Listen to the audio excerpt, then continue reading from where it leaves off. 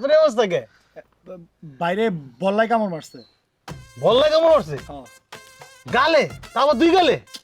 হ, 2 গালে আমার কামড় দিচ্ছে। তুই তো খুশি কামার এটা বুঝা তো? ভাই খুশি হবো না, যেই নিউজ আনছি শুনলে আপনি খুশি হয়ে যাবেন।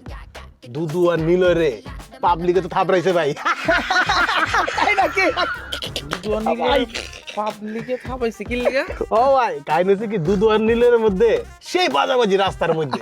আরে দেখা পাবলিকে তো করে থাপড়াইছে, নিলয় খাই গেছে সেন্টি। নিলয় আর কইছে রুমে থাকবো না, ওই রুম চেঞ্জ করতেছে আর গিয়ে কই উঠতেছে জানেন? আব্দুল নাসিরের রুমে।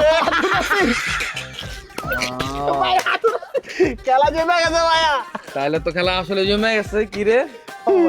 নীলের আমগো গ্রিপ বানতে বুঝছো? নীলে গ্রিপ বানলে দেখবো অনেক কাম ইজি হয়ে যাবো গা। কি কর ভাই, ওরে গ্রিপে আনলাম কোনো ফায়দা আছে? আরে ভাই আমার মনে হয় না এটা দেখি শুরু। আর এবারে কিছু হইব না কি লিগে 100 বার হইব। আর নীলরে কেমন গ্রিপে আনতো হয় এটা তো আমি জানি, জন্মের পরে এই বুদ্ধি আমার মাথায় আয়া পড়ছিল বুঝছো? কি করতে হবে কোন ভাই কোন? কি করতে হইব এবার তোর জিনিসটাকে বুঝাই লাগে কি লিগে নীলের গ্রিপে আনবো। নীলের গ্রিপে আমরা একটা কারণ হইতেছে নীলই জানে যে প্রত্যয় আর দুদু ও কোন জায়গা দুর্বলতা কোন জায়গা শক্তিরা।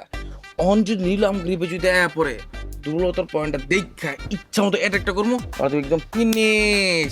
আর এই যে চকদের একটা কাম দেবো, চকদের কাম রইতেছে তোরা দূরে মিললা নীল লোকে সেই ভাও জমাবি।